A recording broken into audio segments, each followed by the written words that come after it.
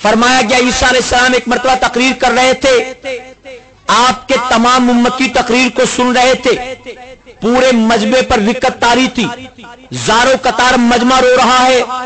محفل ختم ہوئی تو ایک عورت کھڑی ہو گئی، کھڑی ہو کر کہتی ہے کہ اے عیسیٰ، خوش نصیب ہے وہ ماں جس نے تم کو جنم دیا، خوش نصیب ہے وہ ماں جس کی گود میں تم پلے بڑے۔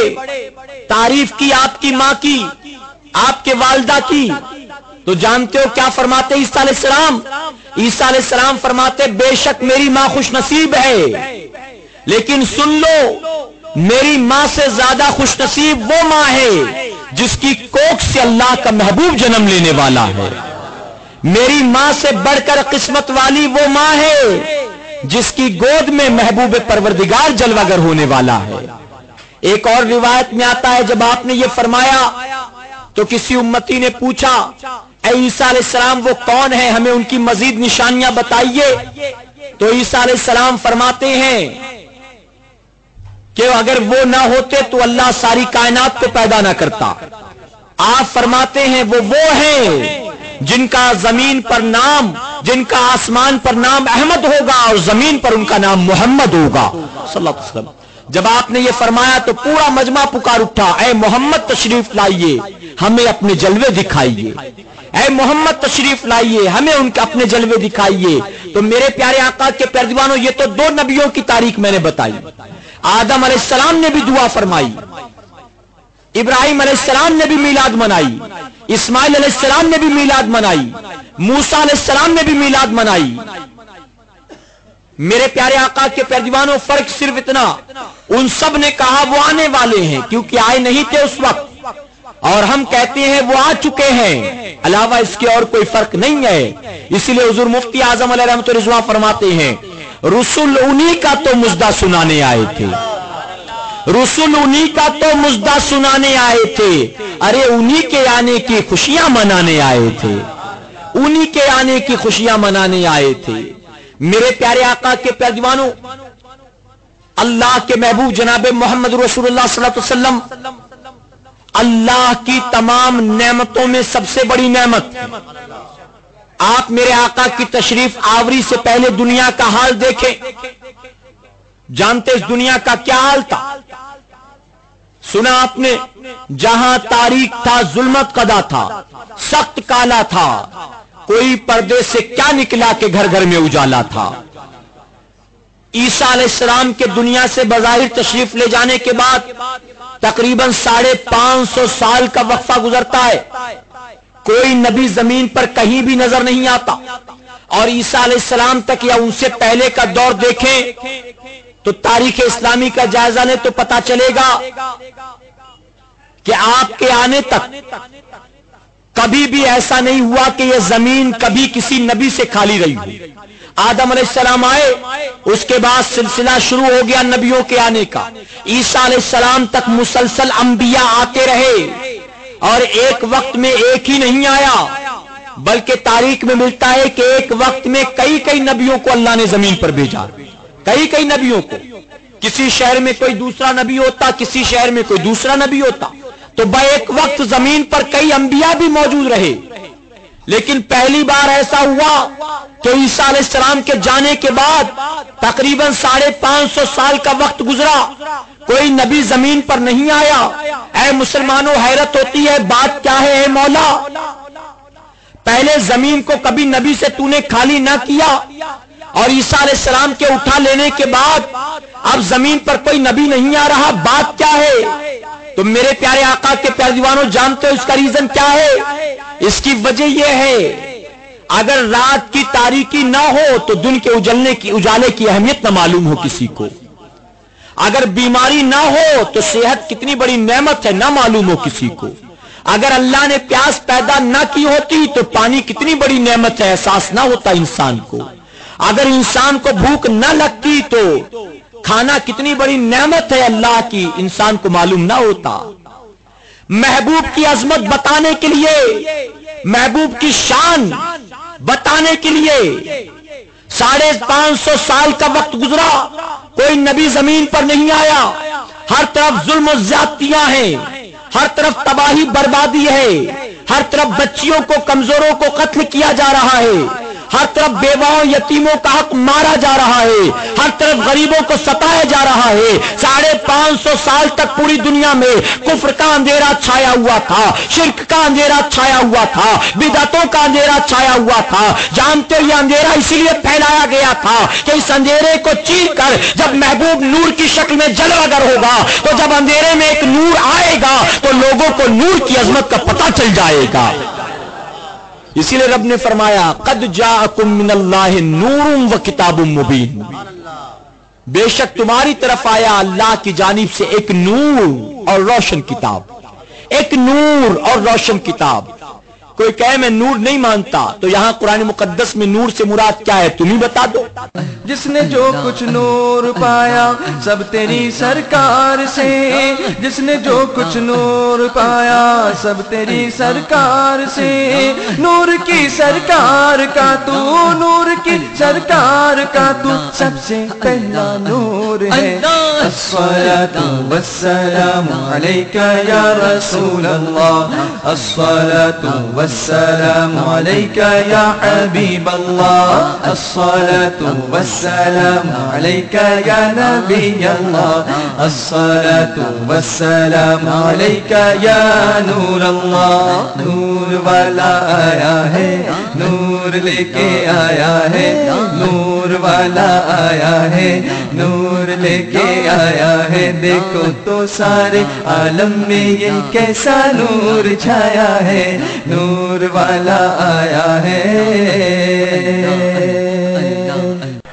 وہ لوگ جو دنیا میں کام نہیں آ سکتے، وہ لوگ جو دنیا اور آخرت کی تباہی کا سبب بن سکتے ہیں، اس دل کے اندر جسے اللہ نے ایک ہی پیدا فرمایا، ان تباہ کرنے والوں کی محبت کسی بچے کے دل میں دیکھو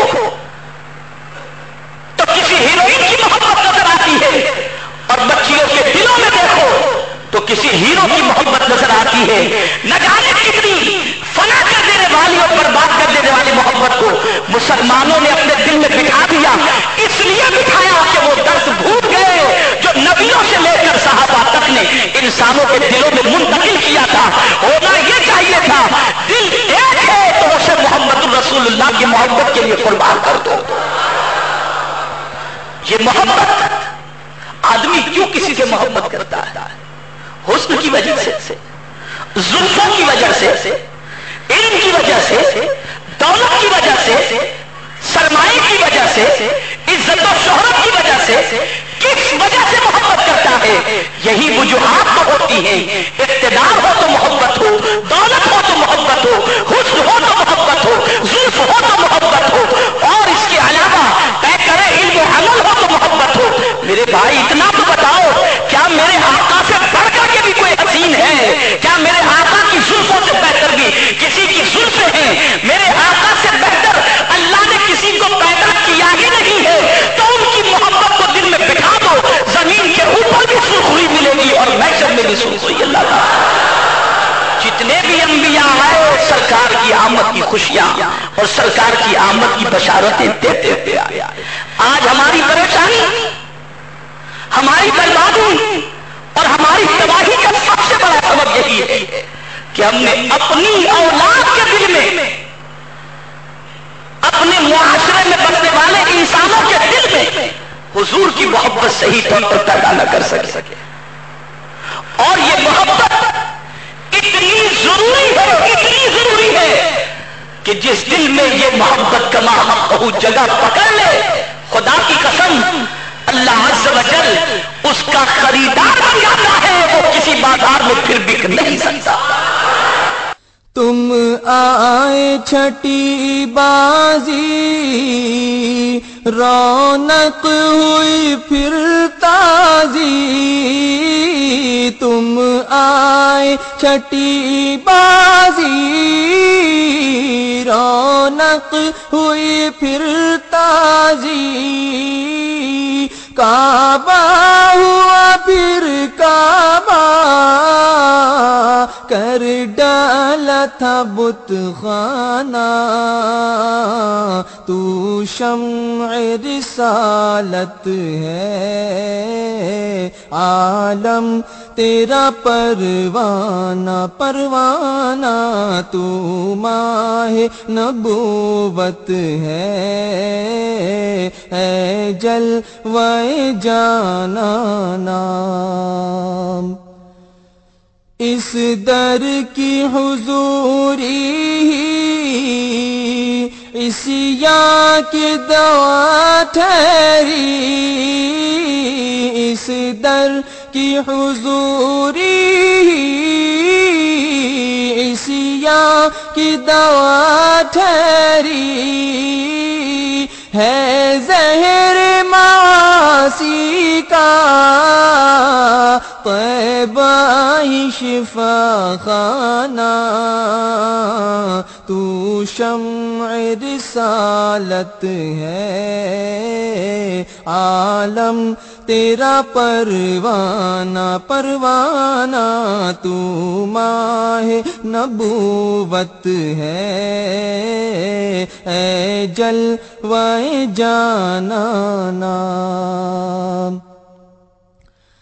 گر پڑ کے یہاں پہنچا، مر مر کے اسے پایا، گر پڑ کے یہاں پہنچا، مر مر کے اسے پایا، چھوٹے نہ الہی اب سنگے در جانانا، تو شمع رسالت ہے، عالم تیرا پروانہ پروانہ، تو ماہ نبوت ہے، اے جلوہ جانانا۔